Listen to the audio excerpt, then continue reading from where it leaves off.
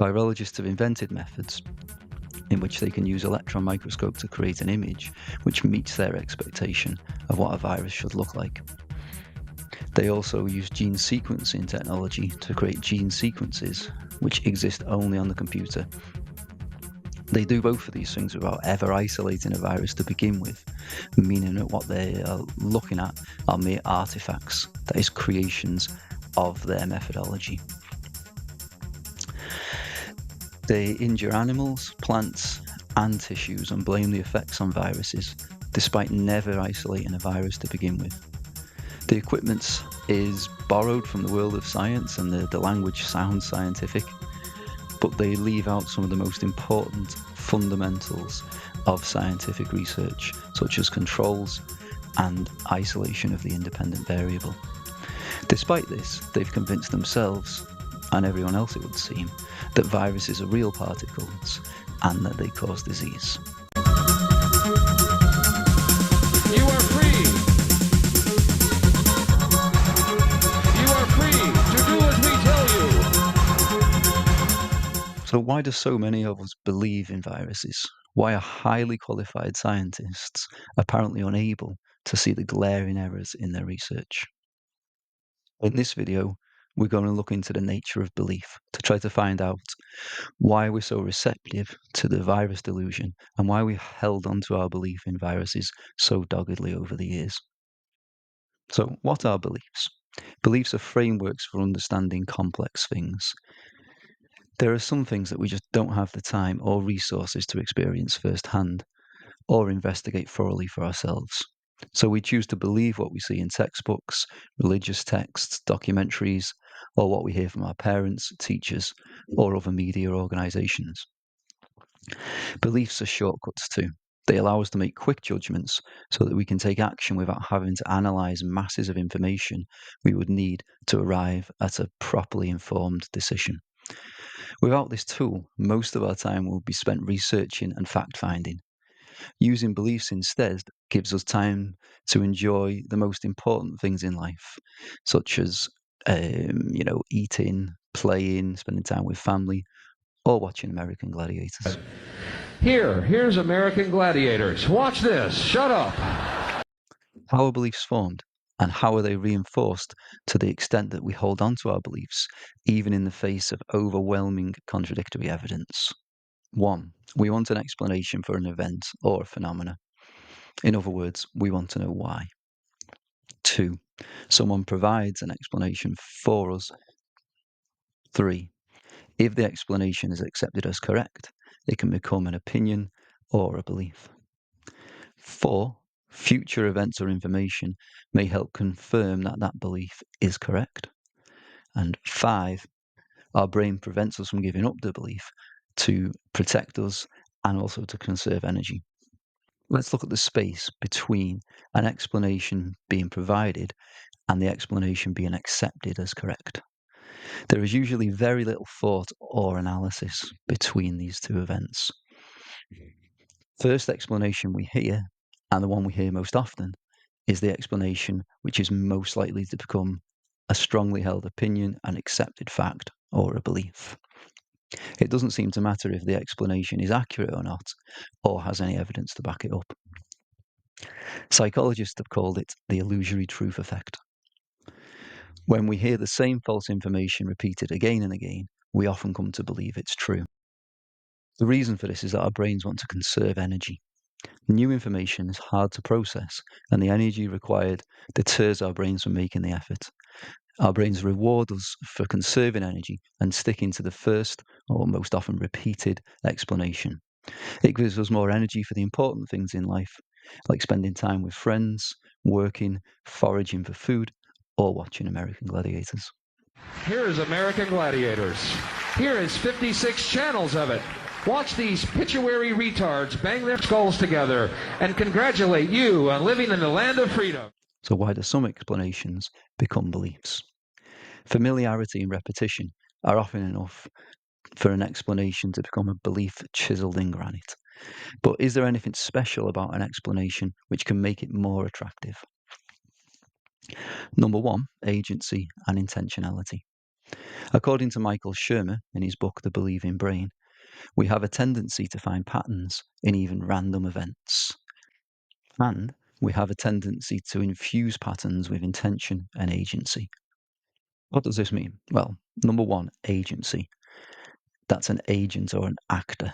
We prefer an explanation which involves one definite agent rather than one which has multiple abstract factors.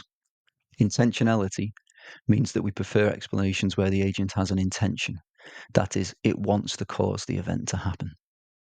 Let's look at a few different explanations for why there is such a huge variety of beautiful living things on Earth. I think there have always been a multitude of species, and there always will be. There was never a time when there wasn't oaks and slugs, amoeba and humans, because there is no time. Just an ever-changing present moment. Nothing caused species diversity, it just is. Now, I assume this is a pretty unpopular explanation. There's no agent, i.e., nothing wants to make that happen, and no intentionality. Okay, how about creation by a deity? So God created the species. There we have one definite agent, in this case God, and he created man, so he had someone to talk to, and he created the other species for man to have dominion over. So there is an intentionality. There was a reason behind why God created the species. So how about evolution by natural selection? Well, the agents in this case are multiple. There's temperature, food, geology, climate, interactions with other species, numerous agents which could combine to cause speciation and a wide variety of species. So, yes, there is agency, but generally we prefer a much simpler explanation. We want one agent. So, what we do is we just call it nature, i.e., natural selection. This also allows us to think in terms of intentionality. Each of those factors I listed do not appear to intentionally cause evolution. But if we have one agent, let's call it nature, we can say that she selects the strongest traits to pass on to the next generation. The phrase natural selection implies an intentionality towards nature. Nature intends for species to evolve. The neo-Darwinian idea of the selfish gene gives genetic material, which is allegedly the non-conscious bunch of molecules, a character and intention. It wants to make its host organism the best gene passer on in the ecosystem. The nature of monkey was irrepressible.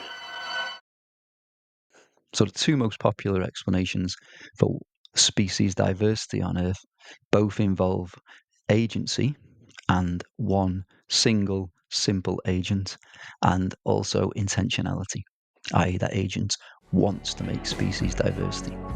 A great example of how we impart intentionality to even inanimate or non-living objects is the Heidel symbol illusion. Have a look at this. See if you can watch this without giving those lines and shapes some thoughts, some emotions, and some intention for what they're doing.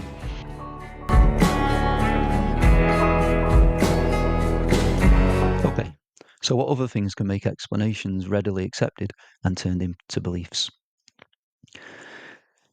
The majority agree with the explanation.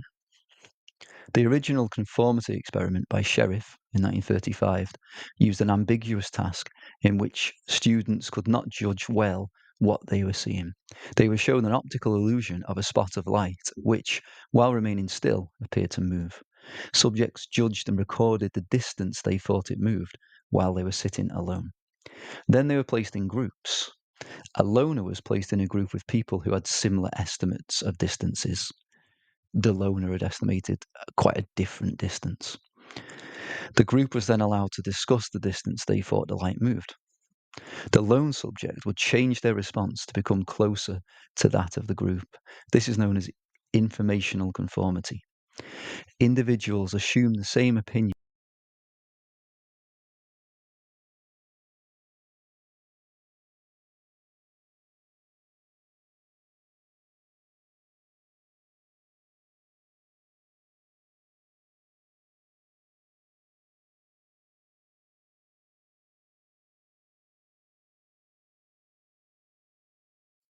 You can see that the complex concepts in medicine and science make people feel like they don't understand it, so they are more likely to show informational conformity and go along with the majority view. As psychologist Rollo May says, authoritarianism in science is becoming increasingly accepted, not particularly because so many people explicitly believe in it, but because they feel themselves individually powerless and anxious. How events confirm beliefs. So we accept an explanation due to it being the first one we hear or due to familiarity and repetition. That explanation has a good chance of becoming a belief if it has an intentional agent involved, and it helps if the majority of people hold the same view. Philosophers have noticed that we seek information which agrees with our belief and reject information which challenges it.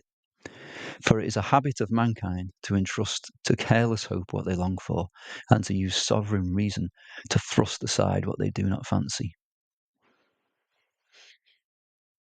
Once a human intellect has adopted an opinion, it draws everything else in to confirm and support it.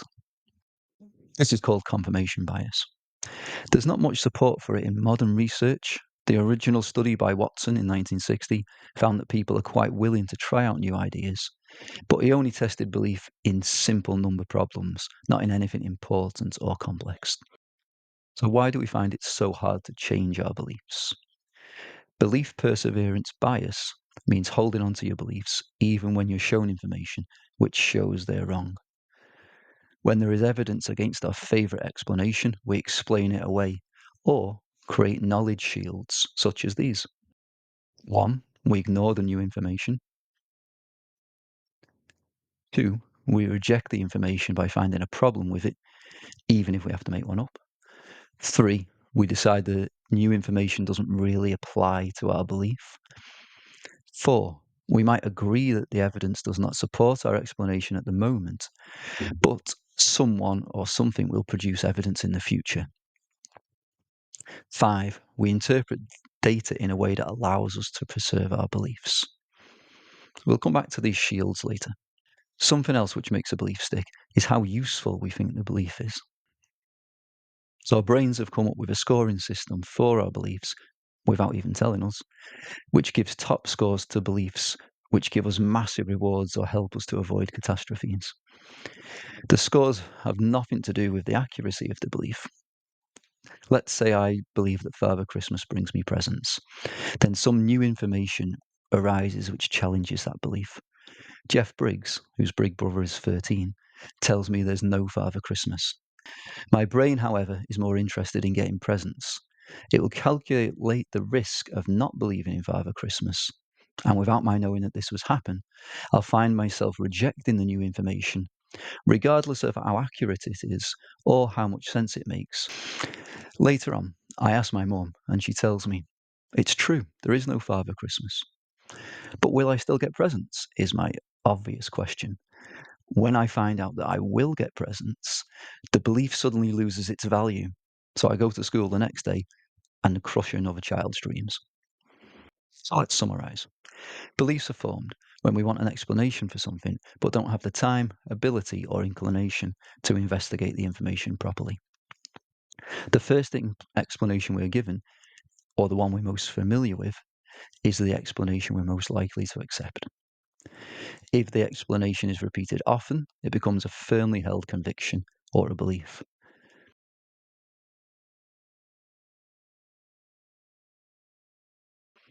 It helps if the explanation contains an agent, i.e., a single thing that causes the event, and if there is an intention, that is, the agent wants to cause that event. If the belief is held by the majority, we're more likely to follow suit, and we might seek information which confirms our beliefs, or we might try out new ideas which test our beliefs, but we will definitely reject information which contradicts our beliefs. We are not likely to change our belief or opinion unless the new belief is more rewarding to us. How does this relate to belief in viruses? People get ill, and naturally, we want to know why. One explanation for this is that viruses pass from one person to another, and they try to get into our cells and multiply. And then when they multiply, they damage our cells, and that makes us sick. Is this the first explanation we hear, or the one we're most familiar with? Yes, we're taught about viruses in school and by our parents. Is this explanation repeated? Yes, at college, at university, on films, TV, online, in magazines, in documentaries, in newspapers, the idea of viruses as contagious agents is definitely repeated. So, does the explanation involve agency and intentionality? Yes, it definitely does. The alternative explanation for disease is that multiple factors in our internal and external environments combine to mean that sometimes we have to get rid of toxins or change our physiology to adapt. The consequences of this are the symptoms felt during illness. There is not a single agent and there is no intentionality. Nobody says that the toxins want to make you ill or that the changes in seasons intend to give you a cold. On the other hand, the virus explanation has one single agent, the virus, which has an intention to get into your cells and reproduce, making you sick. Is the belief held by the majority? Yes, definitely. Most people believe that viruses make you ill. Do we seek information or patterns which confirm the belief? Yes, definitely. If three people who know each other get a cold in the same week, they'll seek a pattern or make up a story to fit the idea that they caught the cold off each other. Let's say the order in which they got the cold was Rod, then Jane, then Freddie. First, they'll ask Rod where he caught the cold. Rod will rack his brain to imagine when he caught a cold and say something like, I was on a bus and all the windows were shut and there were people sneezing everywhere. Then Jane will try to remember when she came into contact with Rod, touched the same door handle or something like that, and then they will contrive an instance where this imaginary germ got up Freddie's nose. If the order of feeling ill went Jane, Freddie, Rod, then they would construct another story to fit that pattern, which explained the order of illness in a way which would confirm their belief in contagious viruses. Is their belief perseverance bias? Yes, most definitely. These knowledge shields that we looked at earlier will be familiar to anyone who has questioned someone's belief in viruses. You might have said, viruses have never been isolated. The response would be, that's because it's not possible to isolate viruses now, but we will do in the future. That's knowledge shield 4. Another challenge might be that virology is not a science because they don't use valid controls and don't isolate the independent variable to begin with. The response to this might be, virologists don't need to use valid controls because virologists have never used valid controls. Knowledge shield 3. Or how about knowledge shield 2? That's fake news. It's a conspiracy theory. You're not a virologist. So what about belief utility? What about the value of believing in viruses compared to changing your ideas to a world in which viruses don't exist? For people who work in an industry which relies on the idea of viruses or contagion, nurses, doctors, researchers, science writers, teachers, and more, the value of keeping the belief is keeping your job and, keeping your livelihood. There is definitely a risk to changing your belief in losing your livelihood, losing your income. So are there any other risks or costs to changing that belief? Yeah, well, definitely. Maybe there is the cost on the social level to not fitting in, not conforming to the social group. Or maybe you might be hit with a massive fine for speaking out or saying something on YouTube, such as Dr. Sam Bailey. The concept of viruses then meets the criteria for a successful belief and one which is difficult to change. But people can and do change their beliefs. In the next video, we're going to explore the conditions in which beliefs can change and how understanding this can help us bring an end to virology and the harmful impact it has on our lives.